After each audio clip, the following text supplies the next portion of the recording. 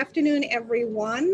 Thank you for joining us here at LittleAfrica BronxNews. My name is Mona Davids. I am the founder and publisher of LittleAfrica BronxNews.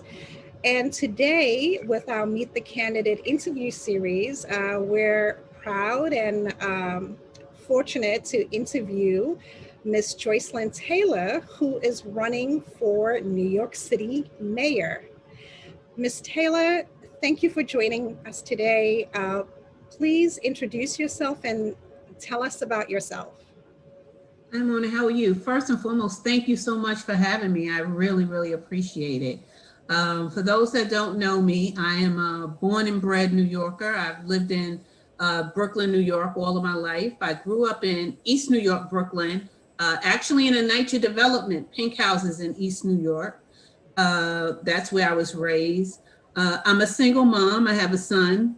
I've worked in various different industries within the city. I've worked for the State Division of Housing. I started a nonprofit organization, and I also own a small business, which is a general contracting firm here in the city.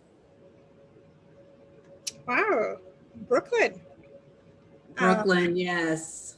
Oh, very nice. I grew up in Brooklyn. I grew up in Bedford-Stuyvesant. That's where I'm at now, Bedford-Stuyvesant. Oh, okay, all right. Which part of Bed-Stuy? I'm in the area closest to Clinton Hill, over by Bedford Avenue, actually. Okay, all right. Very nice. Well, so Ms. Taylor, you know, running for office, I always applaud anyone courageous enough to run for public office. It's not an easy feat for anyone. It's a commitment. It's a commitment to the community. It's a commitment to your future constituents. You are running for mayor in what we call the greatest city in the world, New York City. What made you decide to take not just the regular leap to run for local public office, but the leap to run for the greatest city in the world, New York City? Yeah, and you know what? That's a great question. And you're right when you say this is the greatest city in the world. I've lived here all my life. I love New York. Whether you love the Yankees or the Mets, the Knicks or the Nets, this is a great city, right?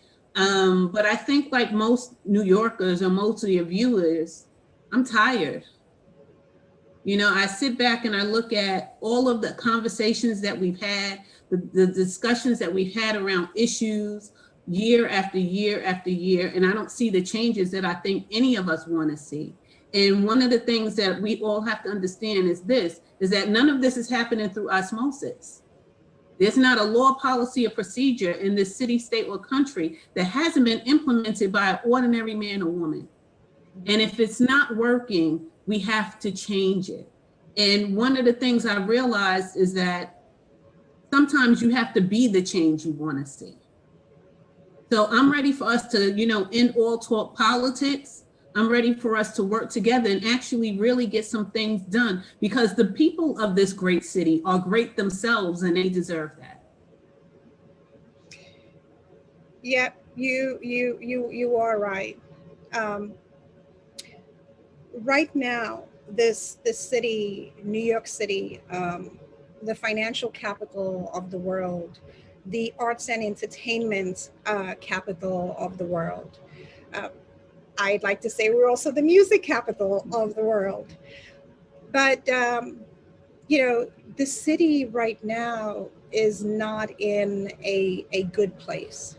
COVID-19 has devastated New York City. It has devastated our communities, particularly communities of color throughout the Bronx, Brooklyn,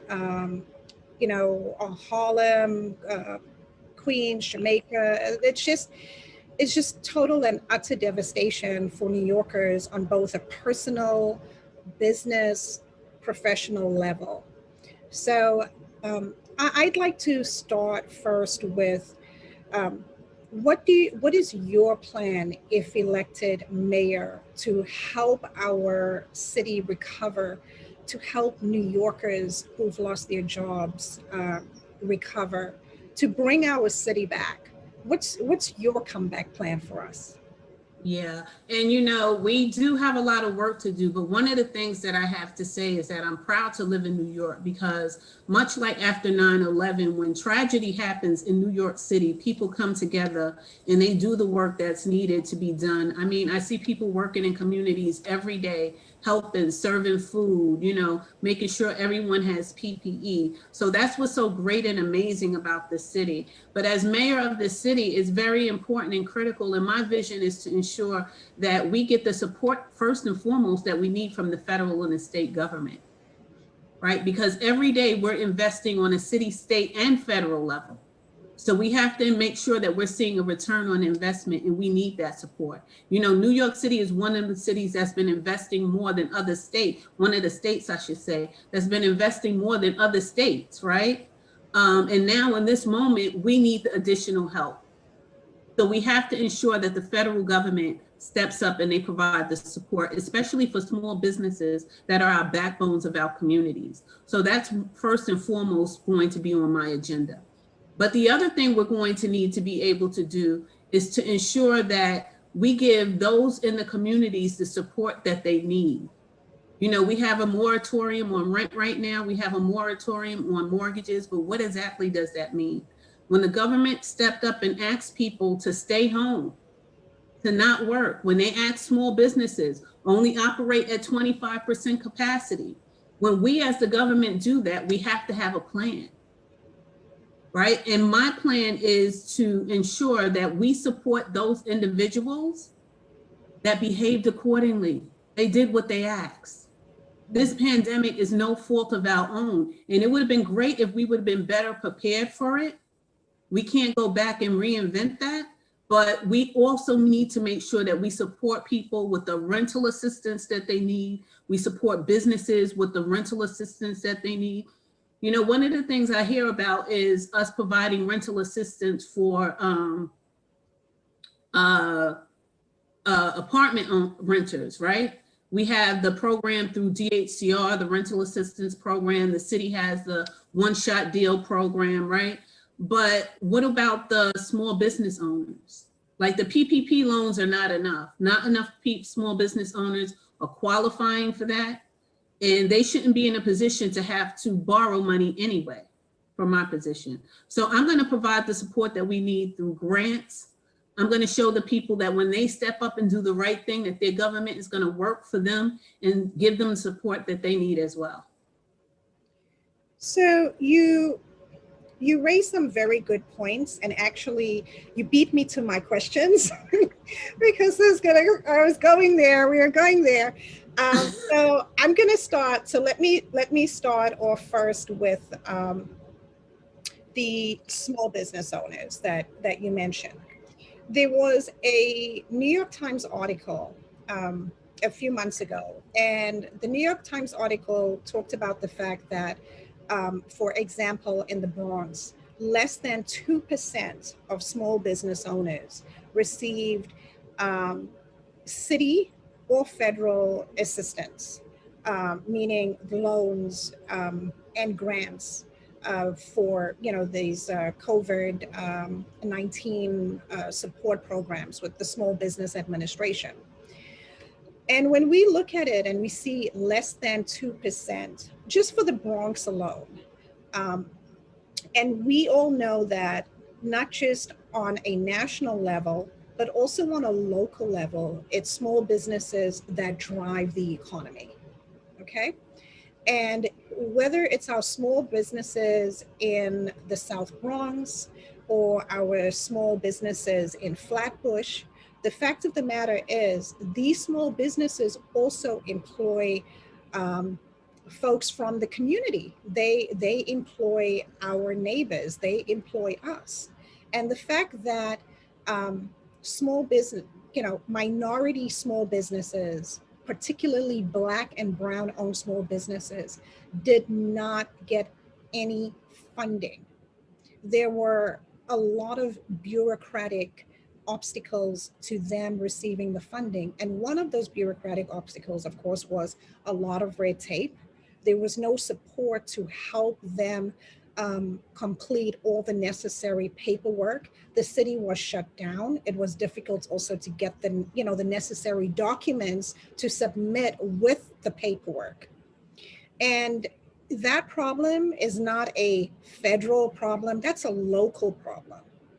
So as mayor, what will you do to support and help small businesses so that something like this does not happen again? We cannot have our small business owners fall through the cracks. Yeah. And, as I mentioned, I am a small business owner myself. And, I actually started the New York City MWBE Alliance to assist small and minority-owned businesses with getting access to opportunity, because we have to ensure that the diversity of the dollars going into the pot matches how those dollars are spent, right? And as someone who is a small business owner myself, I know firsthand the bureaucracy that the city creates that actually is a catalyst for putting small businesses out of business even prior to the pandemic. So we have to look at that bureaucracy, and we have to change those policies that are actually barriers to entry.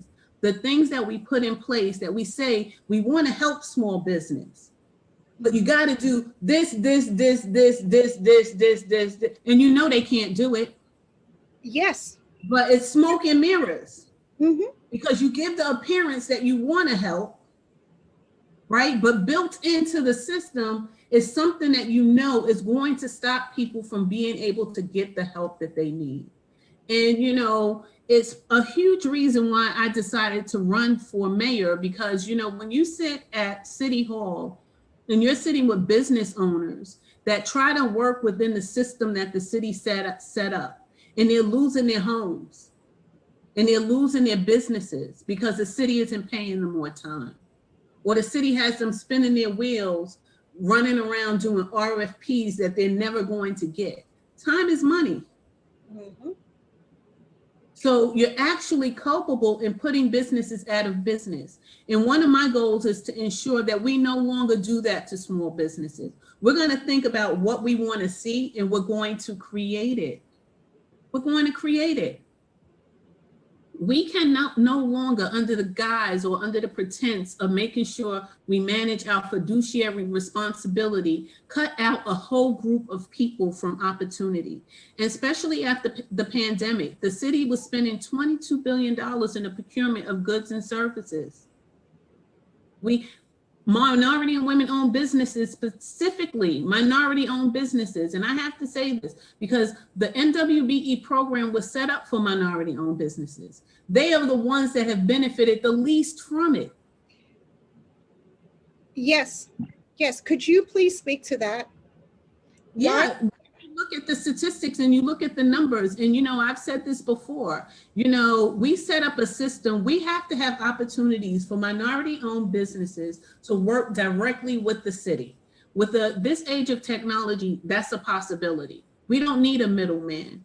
And the way the city works now, they have all of these prime contractors that, give them an opportunity to go get free labor in Africa, they could find you, but give them a list with your name, your number, your email address, where you're located, and they can't find minority businesses. It has to end. We have to intentionally ensure that we broaden out our scope of firms that we work with and give everyone an opportunity. And it's only going to happen if we do it intentionally. Yes. And that is, that is evidently clear, because we see how our minority-owned businesses have been devastated. So the other thing that you touched on was the eviction moratorium. So I want us to talk about housing, affordable housing, as well as this eviction moratorium. So starting first with this eviction moratorium. Yes, we know it's great. There's an eviction moratorium, but the arrears still continue to accrue. So when this eviction moratorium is, I think it's until May.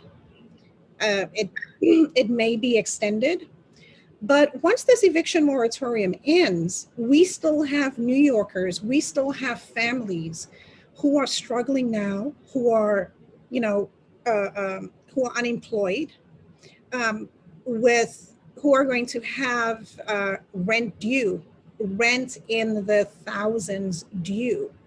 So it's almost like we see this train crash about to happen because it's going to happen. We are delaying the inevitable.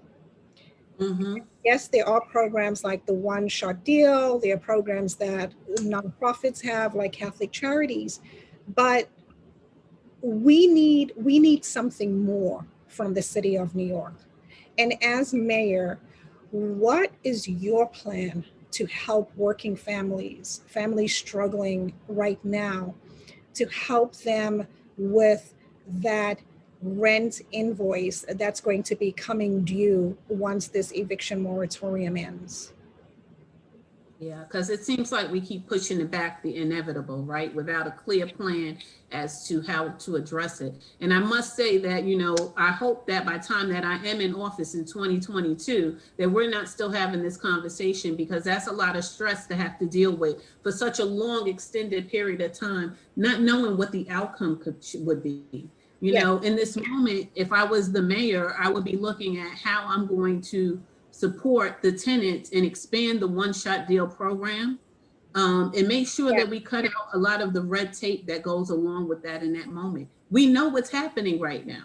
We know that people are not working, right? We know that, we had a pandemic, people had to stay in, they're on unemployment. So based upon the information we know what their need is. People need to be provided with funds to be able to catch up on their rent. Yes. And if that doesn't happen, then we need to make sure that for the landlords, we provide them with some type of grant that will enable them to say, if we give you this grant, your tenant's rent is forgiven, right? Because the landlords also have to pay their mortgages. So we have to get creative. Yeah, we have to get creative about how we're going to address this issue, but we do have to address the issue, and it's going to require that the city, from my perspective, my vision is for us to look at all of the projects that we have going on, because my mom always says it's not what you have, it's what you do with what you have. And everything that we do going forward needs to ensure that it's people's first. That it's people first, and that we're doing things that are going to impact people's lives in a positive way. We have a lot of capital programs, we have a lot of infrastructure programs, and projects going on, and those are great. We need those because those projects create jobs. But by the same token, people can't live on a bridge, right? People can't live in certain, in the subway. So we have to be smart about not just what we have, but how we utilize what we have. We have to look at those projects and say, does this pose an immediate risk that we need to deal with now? Or can we postpone this for a year or two and utilize those funds for something else because people need help? And that's the approach that I plan to take. We are not okay until everyone is okay. I'm glad to hear you spoke about rent relief for homeowners, because in the Bronx we have a lot, as well as in other parts of the city, in Queens, in Brooklyn, Staten Island, even in uptown. We have small homeowners who have 2 or 3 family homes, and they still have to pay their mortgage. So while they may understand that we're in a pandemic and their tenants are not working and there's an eviction moratorium, but their mortgages are still due. You understand? And Mhm. we need to also keep that in mind, and there needs to be support for them. So this great creative idea of a grant that you're proposing is something that I think certainly should be pursued. uh, Mhm. I just, it's you're the first person that has come up with with that creative idea. Because yeah, and if you get the grant, then yeah, you should be. The requirement is that you waive the rent for your tenants. But yes, then give it to the landlord, but just ensure that those tenants are able to still stay in the home. Exactly. Just cut it off at the pass, Mm-hmm. right? So we can Yes, create, we have to yes, look at, listen, Mona, we are literally creating all of this as we go along. yes. What do we want to see? Hmm. Do we want to see people be okay? What will make people be okay? That will We have make people to be come up okay. with creative ways to do it. And I think the reason why I think differently is because I go off of my lived experience. I Yeah, go off of situations that I've been in that I know that this would have helped me. What makes sense? And I think that's what people also have to understand. Political experience is great. It teaches you how to be a politician, right? It yeah. teaches you to have, it allows you to have those relationships. But how does it allow you to impact and come up with solutions for the people that you're charged to serve? That's what we need. That is indeed what we need. No, I that's something that is definitely something that New Yorkers need to speak with their legislators about, because I think something like that is more than doable. Yes. So, um, continuing on with housing, the city's worst landlord. We all know who's the city's worst landlord. We know who's the city's slumlord. Um, every year, winter comes around. We're in the middle of a blizzard outside. I look out my window and it's just snow, snow, snow. Um, and I can't help but think about our families, New Yorkers right now, who live in NYCHA. I can't help but think there's just, do they have heat? Do they have hot water right now? Blizzard or no blizzard, every single year it's the same thing. We hear the stories: no heat, no hot water, the elevators are broken, the apartments are dilapidated, the mold, the lead. It's just ongoing. And while I understand, and many of us understand, the federal government's role when it comes to funding NYCHA, what we don't understand is why the city, and why our current mayor, and why many other government officials always use the excuse that, oh, it's not the city, it's the federal government, to absolve themselves of that responsibility. Because if an apartment has no heat and hot water, that's not the federal government, that's the city of New York. If an apartment has lead and there are children in that apartment, and we know, we've read, we've seen the stories, we know the parents, we know the children, where is this city? If an elevator is broken, it is not the federal government. In the Bronx, we had a senior citizen who had called the city over 17 times to say the elevator is broken. She is now dead because she had to go down the stairs and she had an accident. This is recent. This is not a year, 2 years ago. This is within the last month. So, my question to you as mayor: how are you going to tackle NYCHA? What are Mm. you going to do when it comes to NYCHA, to helping the families and the children living in NYCHA. Yeah, and I'm so sorry to hear about that woman, and I don't know what the incident is, but that's just terrible. Yeah. It's just really terrible. Breaks my heart. I grew up in NYCHA, and I was just watching a video that someone sent me earlier today from a woman who is in the building across from that I used to live in, talking about this very issue. We're in a blizzard right now, and she doesn't have any heat.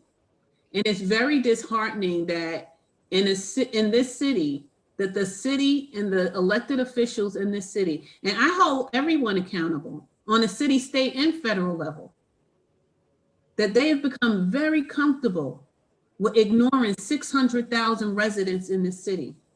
While they all stand up and talk about how disturbed they are about the disparity that exists in this city, the words and the actions don't match.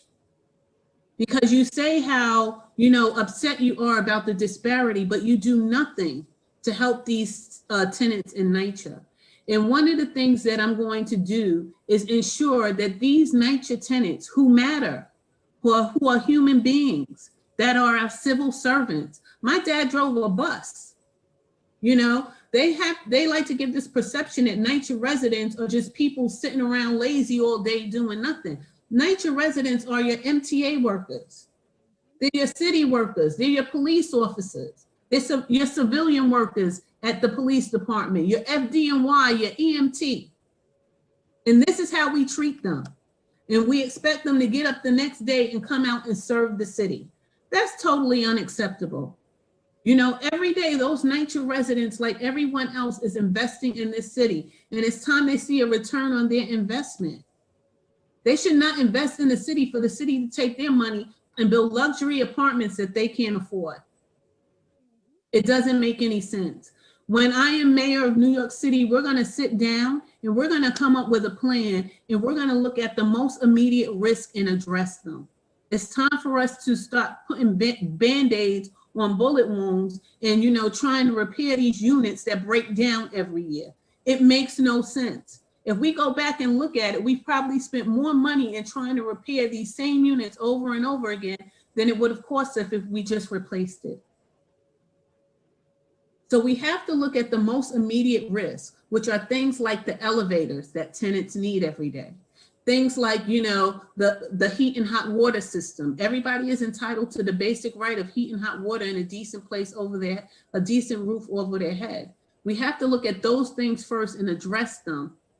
And then we can start addressing all of the other immediate needs that NYCHA residents have. Because I see a lot of, developments. I'll use Red Hook as an example. Out in Red Hook, when I went out there, they're doing all of this work outside the building, pointing the buildings. The tenants have no heat. How does that make sense? We have to utilize common sense. And as mayor, that's what I will do. Utilize common sense. And like I said, go back to, it's not what you have, it's what you do with what you have. It's time for NYCHA residents to be made whole. Yes, it is. Continuing on with NYCHA, what is your position on the Rad program? I am not for Rad. I think it's very interesting that we want to take tenants who we have not invested in and we've not done right by for 20, 25, 30 years, and now we want to put them on Section 8 so that other people can make money. Utilize that same Section 8 money that the federal government wants to give us to fix NYCHA and keep it moving.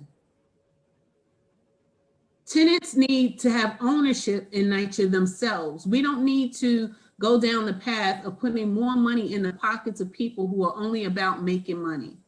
We talk about privatization. If we look at that, my concern lies in the fact that nobody talks about what happens when a tenant makes more money. Are they taking off Section 8?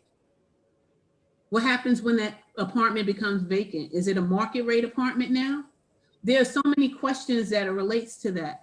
But I think that the better path to go down is to create ownership opportunities for those NYCHA residents. Because when we want to talk about equity and equality, and we talk about that all the time, equity is not giving me a Section 8 certificate while you own a home. That's not equity. That's not equality. We're not making people equal that way. If you really want to give equity and equality to people that we talk about all the time, start creating some ownership opportunities so people can own something, so that they can have some wealth and legacy to pass on to their next generations. So I'm not for RAD for so many different reasons. And it concerns me because we went down this same privatization path with the affordable housing, right? We're going to use private developers to build affordable housing. Well, how's that worked out for us? Hasn't worked out too well. So what makes us think it's going to be any different with NYCHA? We already know the outcome of this going down this path. We don't need to go down there to see if it's going to be different. It won't. Yeah, it's definitely a very contentious topic. But the fact of the matter is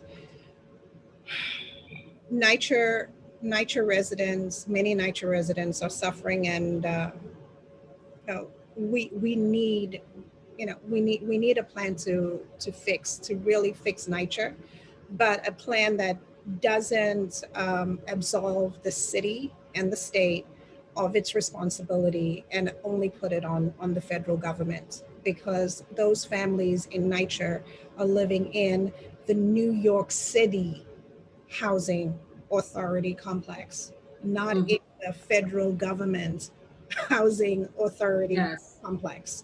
And you know, the city has to be a leader when it comes to housing and when it comes to procurement and when it comes to so many things, right? We can't continually point the finger at other people and we're not doing the right thing. Do we want to be the pot or the kettle? We have to have a city where government leads by example. We can't be the worst landlord there is in a city and talk about other landlords. Yes. We should be showing them how it's done. Precisely. But, you know, as mayor, they're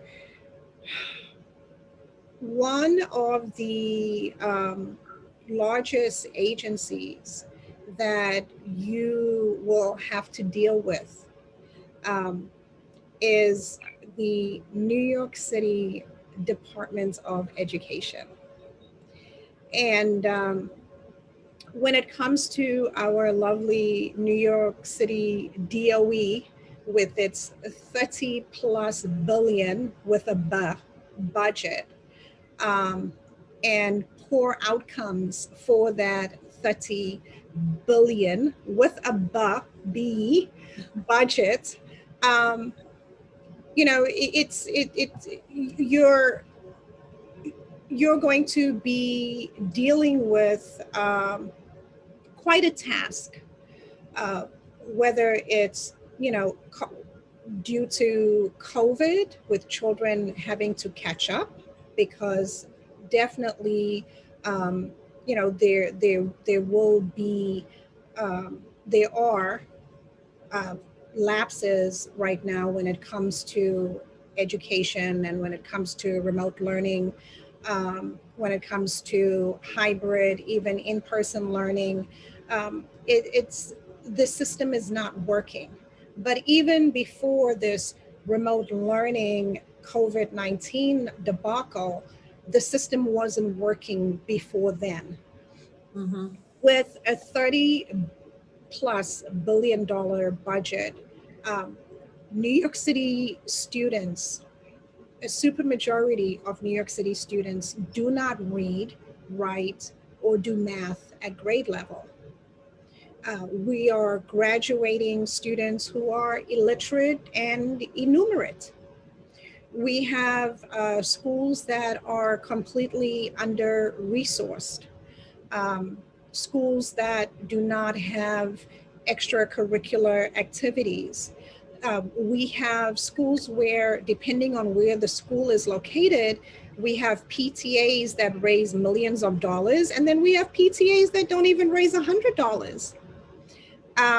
We have PTAs that have full boards. We have PTAs that are 501c3s raising the millions of dollars. And then we have PTAs that don't even have enough parents on the board to reach a quorum. But this, this disparity, it's not just when it comes to the zip code of the school. It's not just when it comes to the parents in the school, but this disparity comes from the top. It comes from the Department of Education, where we have what I call, unequal schools. So I'm going to start with that. How will you hold your Department of Education, because you will have mayoral control, unless, of course, the legislature rescinds that and doesn't renew mayoral control. But with mayoral control, the buck stops with you. You have the ultimate responsibility.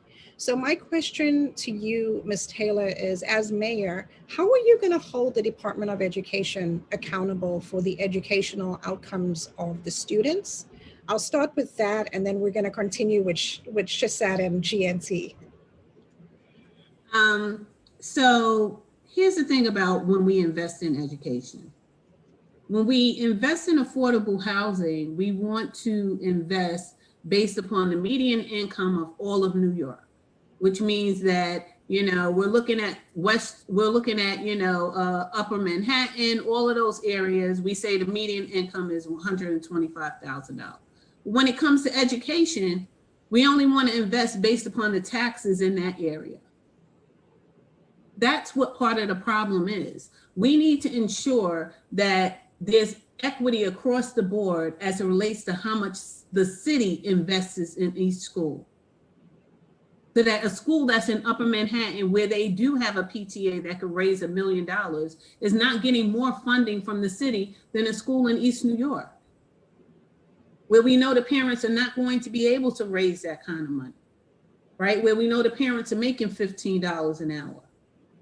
So it's up to the city to put the financial investment to ensure that we get the return on investment that we want to see. If we want to see our kids be prosperous, if we want to see our kids be hopeful and have better lives, we have to invest in that.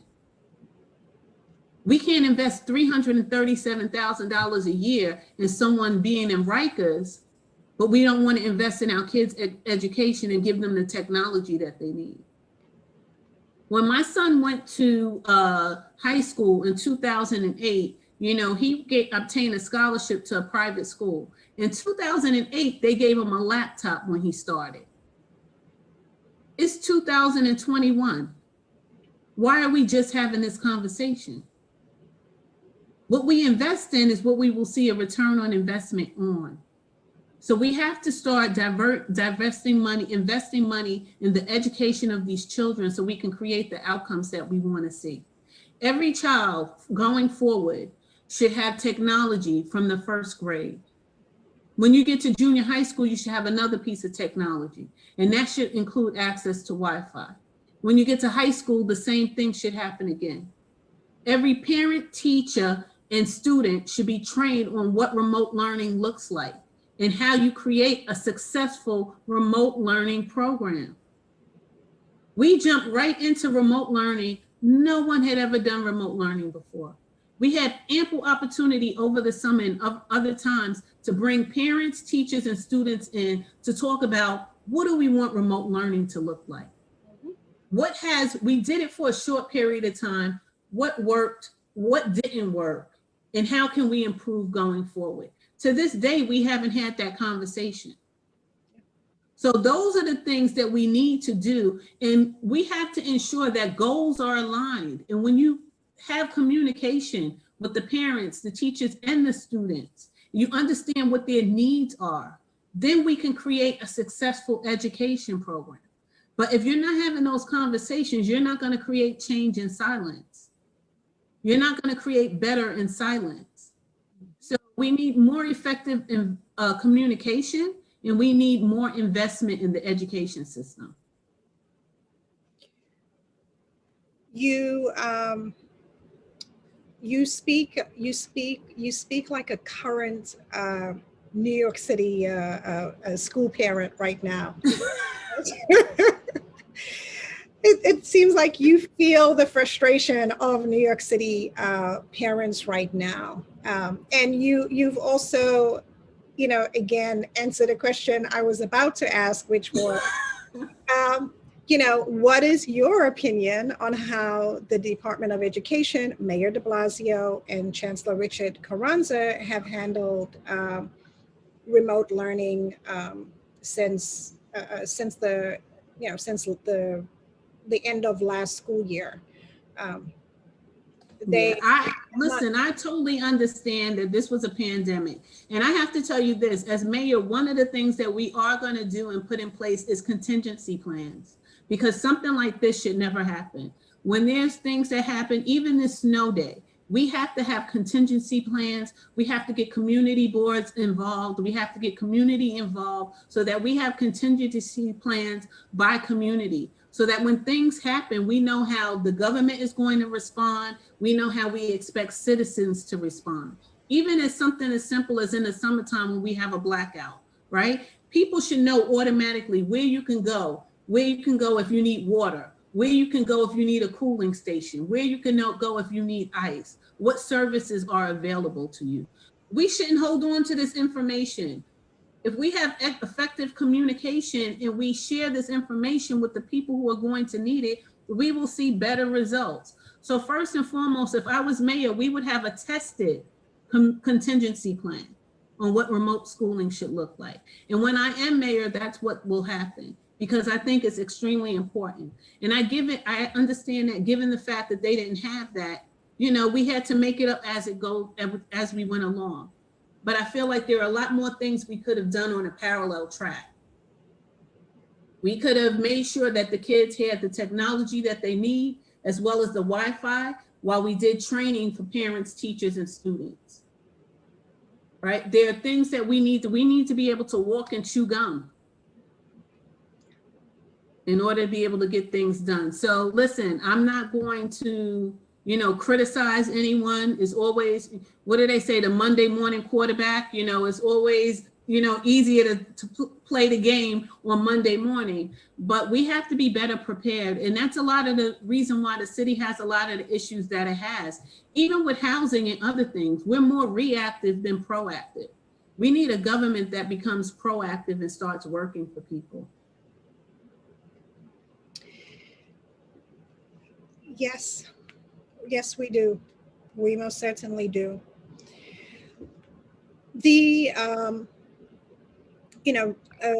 I think it was last week, Wednesday. Actually, just last week in general was quite a week for parents when it comes to the Department of Education. I think on Wednesday, we had the specialized high school exam, and then that panel for education policy meeting where I guess there was a mutiny, and they voted down the GNT, Gifted and Talented, contract with Pearson. There's a lot of contention, a lot of animosity over these two tests. So let's get started on your positions when it comes to the specialized high school exam and specialized high schools. What is your position on it? Here's the thing. When I was younger and I was in school, I never went to a specialized high school, but I was in the gifted program. I actually was skipped one grade in junior high school, right? Mm-hmm. So I think that those programs are great, but here's the thing. We don't have enough of them. If we're going to have specialized high schools, we need to create more. What are we waiting for? And if we're going to do it, it shouldn't be a thing where we should have more than enough students we should have more than enough schools to ensure that the students we have all have opportunity. Every school should be a good school. And it shouldn't be that whether your child goes to a specialized high school or not, they're entitled to a good and decent education. But we also have to level the playing field, because we have to ensure that every child has the resources that they need as far as test prep, as far as, you know, the extracurricular activities that some of these schools look for. Like, we know what the requirements are to get into the schools. We have to make sure that every child has access to being able to meet those requirements. Proponents of the specialized high schools, proponents of the test, for our viewers, just to give them a brief background, there are 9 specialized high schools in New York City. One of the 9 is LaGuardia High School for the performing arts. For that high school, you have to have high grades, as well as, you know, be an artist, whether it's drama, music, instrumental, but that's the requirement for LaGuardia. For the other 8 high schools, you have to take a test, the specialized high school exam, which many parents send their children to test prep companies to prepare them for the exam. But not all of the high schools fall under what is known as the Hecht-Kalendra Act, which is a state law passed in 1972 that established the specialized high schools. Mayor Bloomberg, as mayor, created additional specialized high schools. So that being said, Ms. Taylor, we don't need the state's approval to create additional specialized high schools.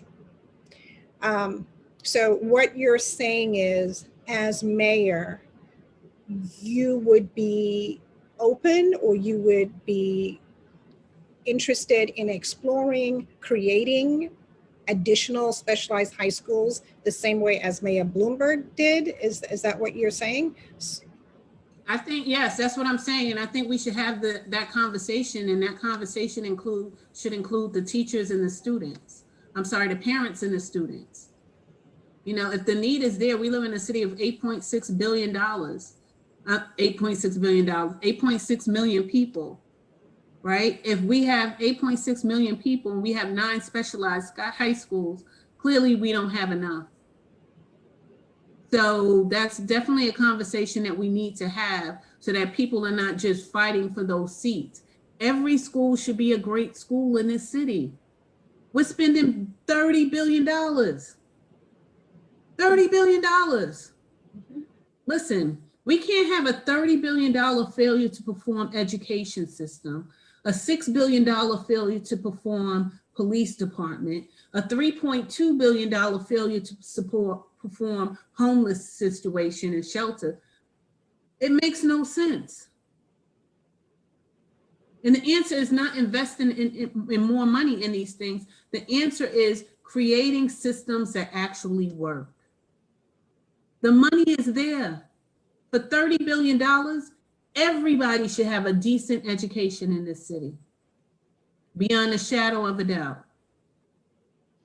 So, so just one other question regarding the specialized high schools and the SHSAT.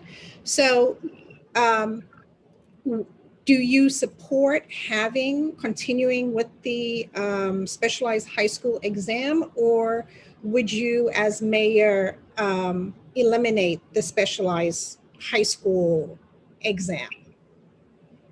You know, to be honest, I have to review that more with the students, because I've had conversations with students where they've said to me that they don't think it's fair, because, you know, you can be having a bad day, and we all do, and the exam is on this day and you have anxiety. and you cannot do well on the test. It doesn't mean that you're not a great student. So, you know, I definitely would want to have more conversations with parents and teachers and have us build out something that works for us. But the understanding that not everything is one size fits all. Like even when I look at my niece and nephew went to LaGuardia High School, right? They both were in dance. But even as I look at the requirements, most of the time when people are in dance and creatives, they may not be the best in science and math, but they're excellent at what they do. And they love that. And that's their passion, right? So do we want to kill someone's passion because they don't love math and they got a bad grade in math? I don't think that that's the way that the approach that we should take. I think that we should look at, like I go back to saying, look at what we want to, what's the final outcome that we want? What's the final outcome that we want? We have to look at that. We have to have effective communication with all of the stakeholders and then make a decision. Because I'm not in high school anymore. I'm not in high school. It's been a while. 2 or 3 years maybe, but I'm not in high school. And we keep making these decisions, you know, based upon what we think is best, but we're not engaging the stakeholders in it. And I just know based upon conversations that I've had with students, I would love, they know what works for them. How can we support them? Because they're the future. I don't want to build something that's for me.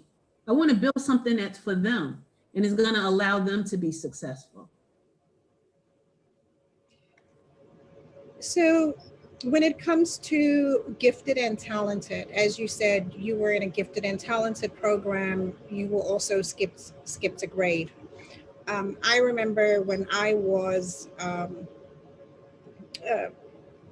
in junior high school and in high school, not trying to date myself, the 80s, but you know, we had those classes for advanced learners. I was in the advanced learner class.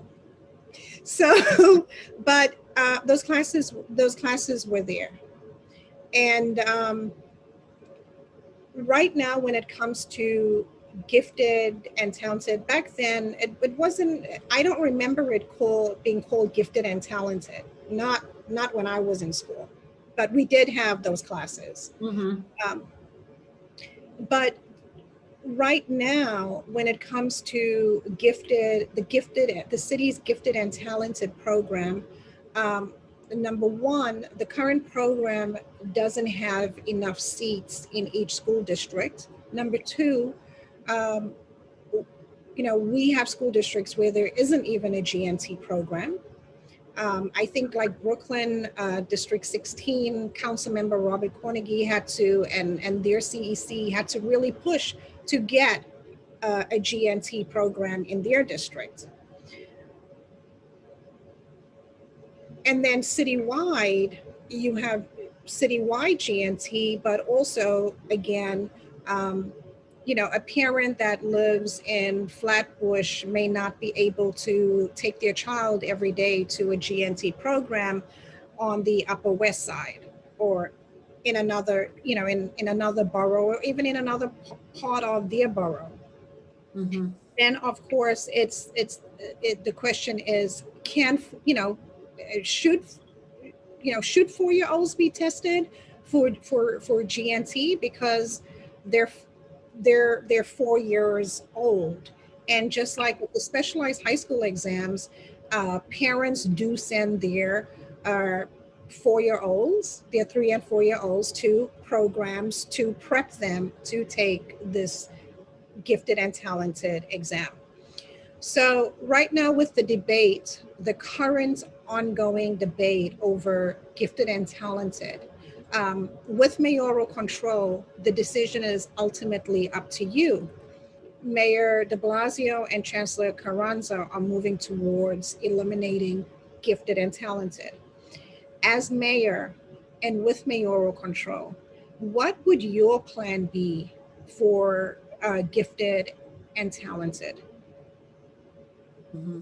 So primarily you're saying that their plan is to just eliminate gifted and talented and just put everyone together in the same class?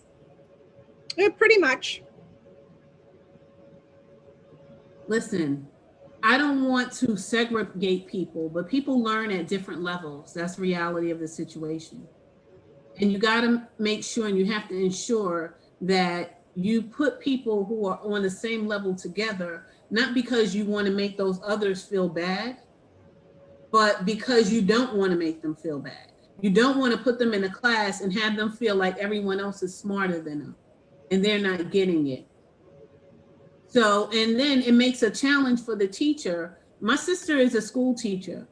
And, you know, one of the things that she talks about when they blend these classes together is this, is that she's trying to teach non-readers, but readers and with people who are at different levels.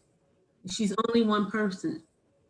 So I think that is the reason why the programs exist. Not to make anyone feel inferior or to make anyone feel like they're greater than, but it's the understanding that everyone learns at different levels and you want people to be successful at the level that they're at. And if they need additional attention, that you make sure that they get that additional attention. If you're in a class, if your son or daughter is in a class and they learn something, right? And I had this experience when I moved briefly for 2 months to Virginia. And, you know, my son went to school and he was so bored. Everything that they were learning in that school, everything that they were doing, he was way past that. So how do you address that? We can't just blanketly say that we're not going, if you don't want to call it that, you still have to be able to have some type of program in place to address it because it exists. So I don't know if, you know, we're getting caught up in the name of it, but we have to get caught up in the reality that all of these children will learn at different levels. Some are visuals, some are, you know, some are audios. They learn through, you know, listening to something. So where are they at? Let's meet them where they're at and give them the tools that they need to be successful.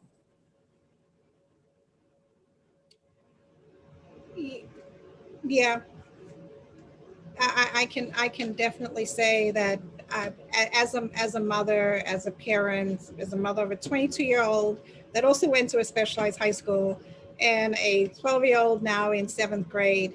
Yeah, children learn differently.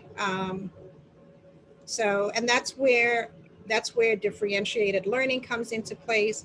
And then that's also why we need more, you know, we need more teachers. We also need to pay the teachers better. But yeah, no, that. Yeah, and we do need to pay the teachers. We need to pay the teachers more. They need better contracts.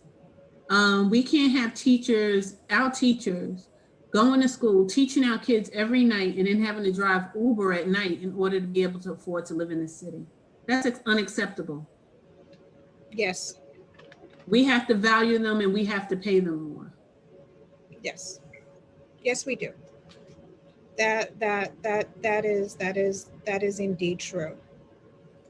So, continuing just with the youth, my final question to you with regards to education and with regards to our youth is, as mayor, what would you do to ensure that there is funding for the summer youth employment program? Because every single year, advocates, parents, young people have to lobby, have to have rallies, have to have press conferences, you know, to demand that the summer youth employment program is properly funded. So as mayor, what would you do to ensure that it is properly funded so that we can give our young people an opportunity every summer to work, to help their families, as well as, you know, to grow and get the experience that they need. And keep them busy during the summer, right? That's You true. know, Right. Keep them off the street. I never had a summer youth job, but my sister had a summer youth job, and it was, very good for her during that time. And this past summer, one of the things I was talking about is that, with the summer youth, it was very iffy because we didn't even know, we didn't have companies even coming back to work themselves. So how are we going to build out a summer youth program? But going forward, we need to ensure that we have a summer youth program. And one of the things that's always very interesting and telling to me is that, we have an $11 billion jail project right now that they're talking about. They're talking about closing Rikers and spending $11 billion to build 2,500 new jail cells, which if you do the math, that's $4.4 million per jail cell. But nobody ever had to go out and rally and protest or do anything to get that money. So if we can find money for things like $11 billion jail project, we will find money for summer youth. I will actually take money from those types of things and invest it in better outcomes. The money is there. It's just a matter of stop putting ourselves in a position to fight to do things that we know will give us better outcomes long term. We can't say we want our youth to be okay, and in the same token say we don't want summer youth programs, we can't afford it. We can't say we want our youth to be okay, and in the same token not provide them with technology. Our words and our actions have to match. It's just as simple as that. And while people, try to seem as though it's so difficult when it comes to all of these challenges, it's not. It's about just having someone who is a decision maker that's willing to stand up and say, no, this is the right thing to do. This is what we're investing in. We're investing in the future of our children. We're investing in affordable housing. We're investing in nature. Because those things are important. Yes. You, just with what you just spoke about, just reminded me of a question that I did want to ask you that I forgot, that's related to both affordable housing and our families and our young children. And that is our families with young children, with school-age children who are in homeless shelters. Remote learning has greatly impacted them because one, those in homeless shelters, many don't have Wi-Fi. And then with the students, if they get a Chromebook from the DOE, there's no Wi-Fi access. But then also the Department of Education has done a truly a poor job at ensuring that these children do have a Chromebook that they can do their schoolwork on. And with these families right now who are in the homeless shelters, when they try to come out of the shelter system, the voucher program, the city FEPS voucher program, provided to families in shelters to help them pay their rent, to cover their rent, the amount of the voucher is not enough to cover rent in New York City. And I think it was the city website, the city.nyc, that recently did an investigative story on this fact that you have so many homeless families who all have this voucher from the city saying we'll pay rent for a studio or 1 bedroom or 2 bedroom, but there are no apartments at those rates, even in our Black and Brown communities. And then the apartments that may be at those rates, the landlords and the management companies are refusing to take the voucher. they're saying, no, we want Section 8, and Section 8 is pretty much just about impossible to get today.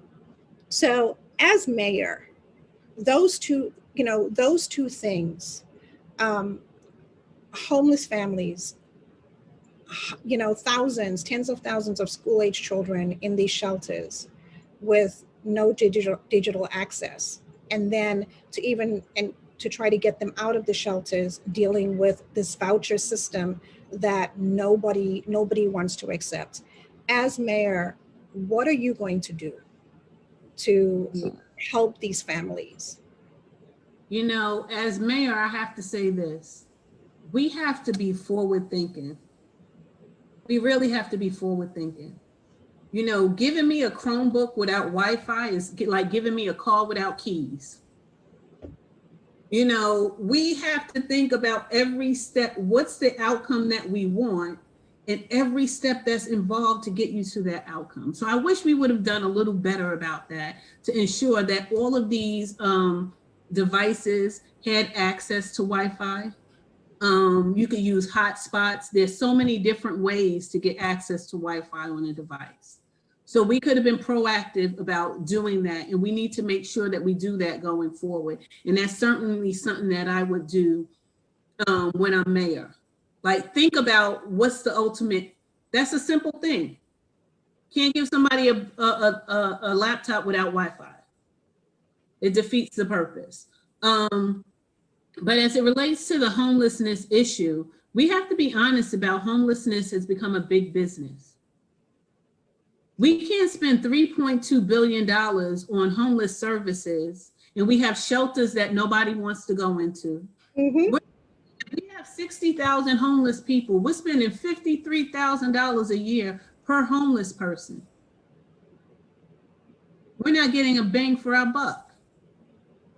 What I want to do when I am mayor, one of the things I was on a forum, and one of the things that I said is, if you want to address homelessness issues, you give homeless people addresses. Yes. So we have to we've done a ton of data analysis. We know everything there is to know about the city. How many people are here? What are the makeups of the families? How much money people make in what communities? What they could afford. We have to build housing based upon that data and information we have. The worst thing the city could have done was develop an affordable housing program that included developers that were going to build housing with 25% affordability. Mm-hmm. That's not about addressing the affordable housing issue. That's about putting money in people's pockets. Yes. We don't live in a city where 75% of this city is living above means. We live in a city where the majority of the people who live here make $15 an hour. So why are we working with developers to create apartments where only 25% is going to be affordable housing? And then what happens? So then now you build a building and you're charging $2,000 a month rent. And I have my building over here and I've been charging $1,100, but if you're getting $2,000, I want $2,000 too. So now what am I going to do? I'm going to go to my tenant and say, I'm going to give you $10,000 to move out this apartment. And this tenant, even if they have a voucher, is going to be like $10,000. That sounds pretty good. And they're going to put them out and get somebody else in. We've created this system. And then that tenant now is going to end up in a shelter. We have to stop creating affordable housing with developers that are in development to make money. The city has to take its money and build housing based upon what we know people could afford and what we know will be acceptable to continue to maintain those buildings going forward. That's it. It can't be about making money.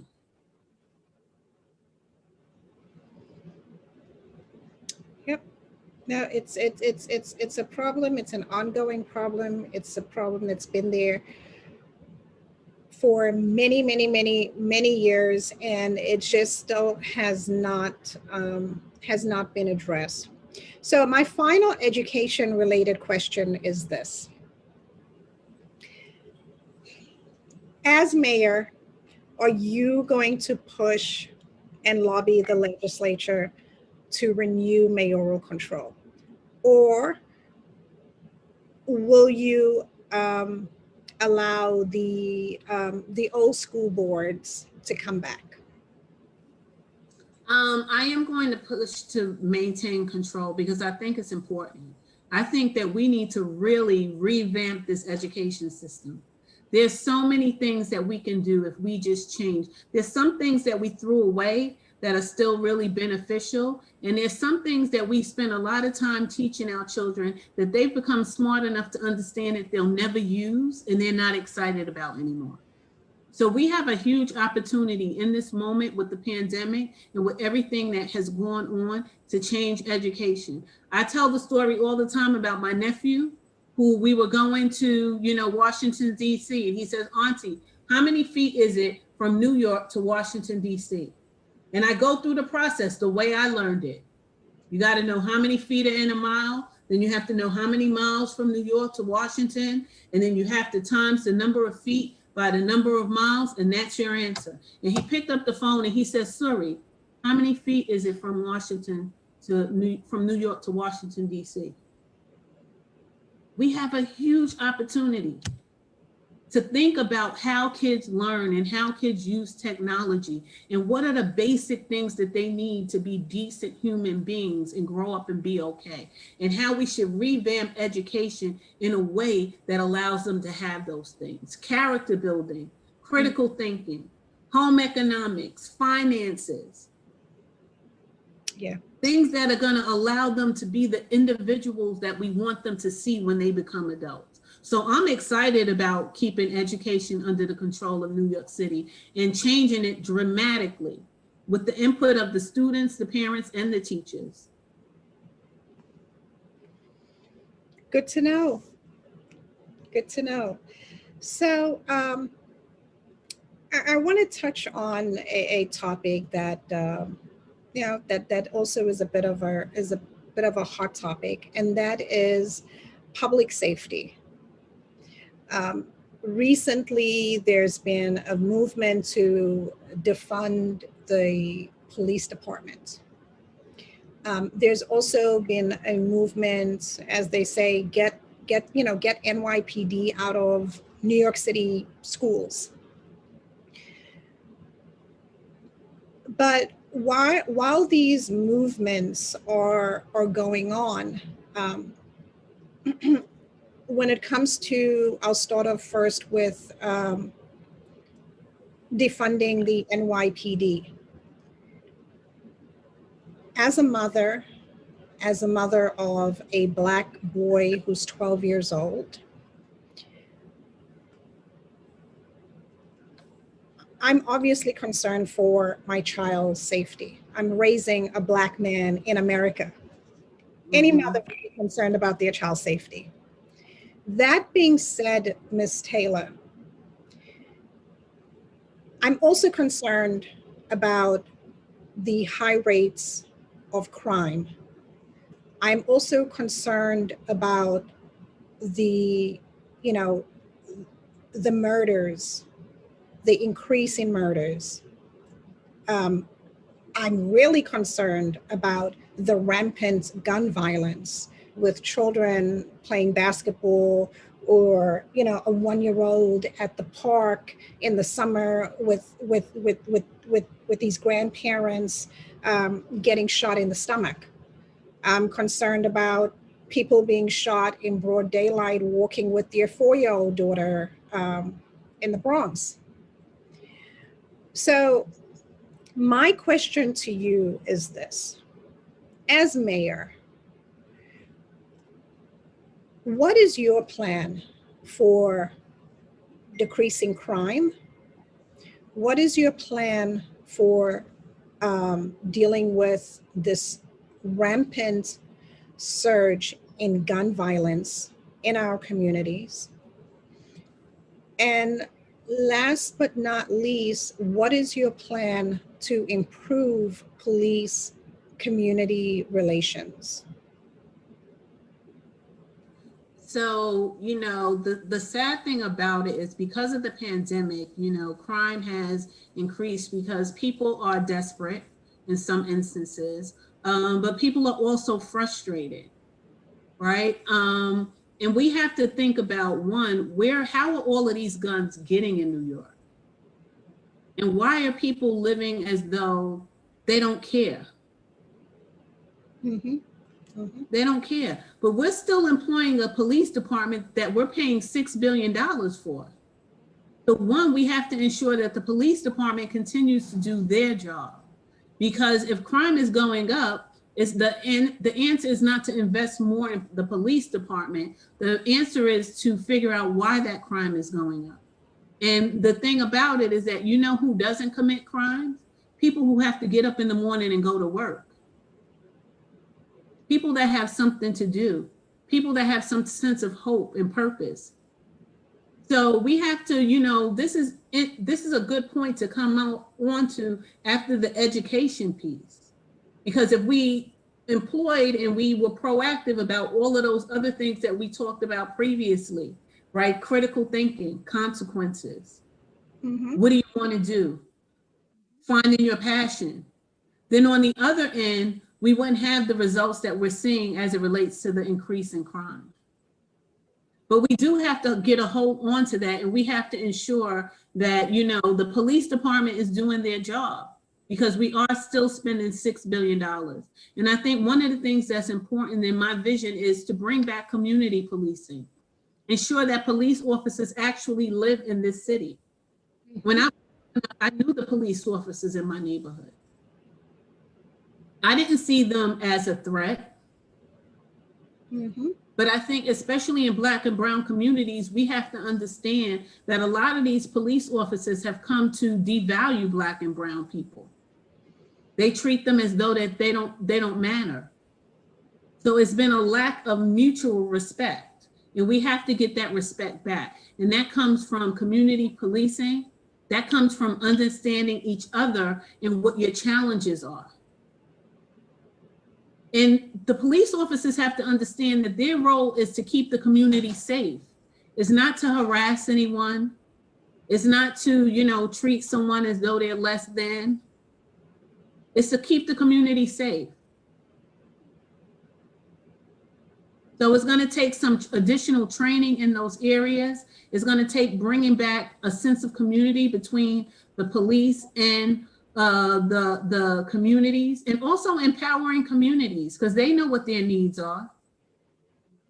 I've heard from a number of individuals that have said that they would be, okay with providing their own safety in their neighborhoods. They don't need to be policed. They just want to be kept safe.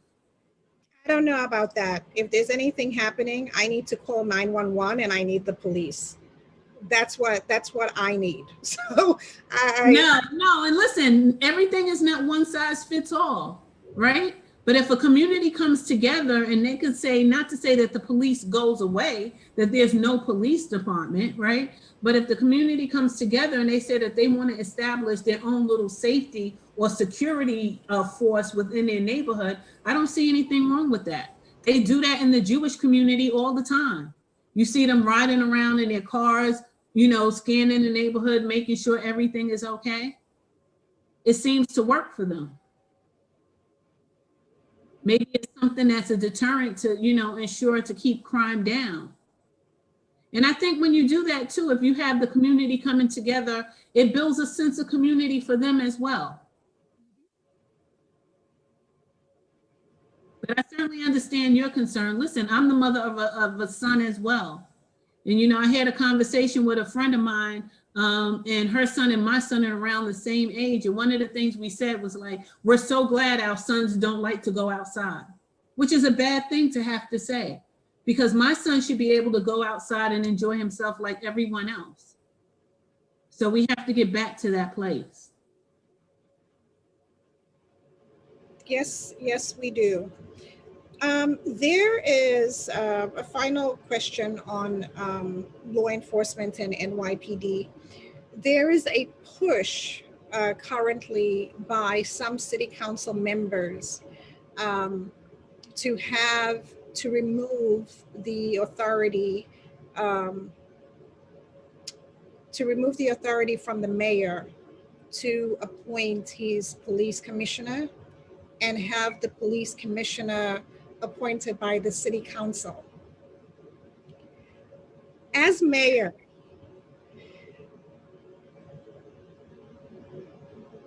do you support that, or do you want the power, the authority to remain with the mayor to appoint his police commissioner? What is your position on that one? I don't think I would agree with that position. I would think it would be, how many people on city council even agree with that? Right? So you're not even going to get enough people on city council to agree, much less agree on who the commissioner should be.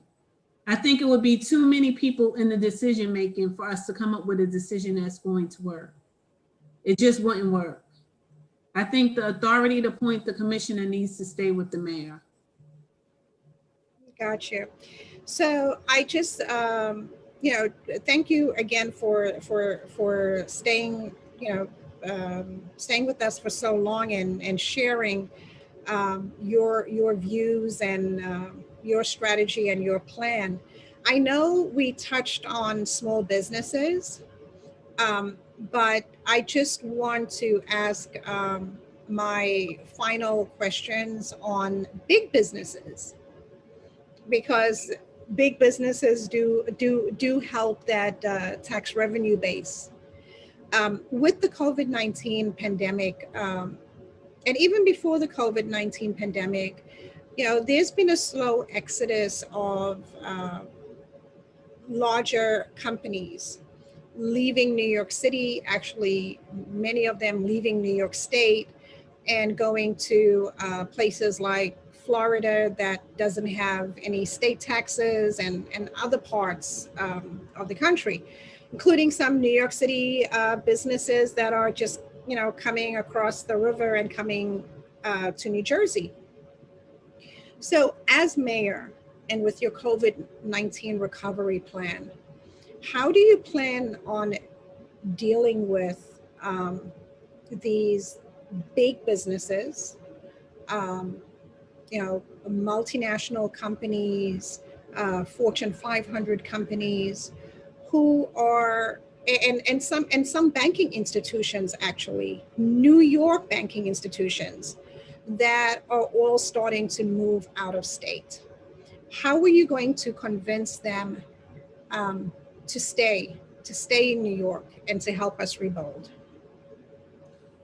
Listen, one of the things that we have to be mindful of the fact that is that COVID has changed a lot of things. So the reality is that the commercial space footprint is going to decrease. Even if, companies do remain in business, not many companies are going to continue to have offices anymore, because they've realized that they can save on overhead, because now their employees are working remotely and they're still getting the same level of production. So, we have to reimagine what New York looks like. We can't be so concerned about if businesses are going to stay here. We want them to stay here. That would be great. But we have to have a contingency plan on, what we're going to do and utilize that space for. Maybe we could use some of these commercial offices to address some of the housing needs that are in the city. But, one of the things that I love about New Yorkers is that when it comes down to it, all of us come together and do what we need to do, and we do our part to keep this city going. And when it comes to businesses, we need businesses here that are willing to do the same thing. So if you're a big business, listen, I love you, but you can't come here and stay for free. You know what I'm saying? It can't always be about incentivizing big businesses, because we do it at the expense of everyday people who are grinding and doing what they need to do to keep this city going, right? We nickel and dime them, but we tell big businesses, we want you here so much, we're going to give you everything. But the little person here, we're going to raise your parking tickets $20, and we're going to, raise your taxes. No, everybody has to pay their fair share. That is true. That is indeed true. Well, Miss Joycelyn. I'm sure it's a much different perspective, but Yes. you know, Yeah. listen, it's reality. It's reality. And we have to start to have those hard conversations because we want people here in this city who want to be here and who want to be partners with us, that want to help us rebuild and you know, grow this city back to what it was. These companies are making billions of dollars, you know, regardless. It's time for us to start asking them to be good corporate citizens and do their part. You know, none of us are our best selves by ourselves, as my cousin would say. So they have to step up to the plate and do their part too. There's no more free rides. Sorry. I hear you. I hear you loud and clear. Well, Ms. Taylor, thank you so very much for joining us today at LittleAfrica BronxNews. It's again, I applaud you. You are running for mayor of the greatest city in the world. I think we can say that because New York City indeed is the greatest city in the world. And we will be watching, watching your campaign closely. But thank you again for joining us here at LittleAfrica BronxNews, for letting us know what your plan is, what your COVID-19 recovery plan is, and what we can expect from a Mayor Taylor. So thank you so very much, Ms. Taylor, for joining us here today. Thank you so much for having me. I truly appreciate it. It's been a pleasure. No, thank you. And for our viewers, at the end of the video, you will see a slide with the information for Ms. Taylor's campaign, her website, and her social media handles. Again, everyone, thank you so much for joining us today here at LittleAfrica BronxNews. Thank you.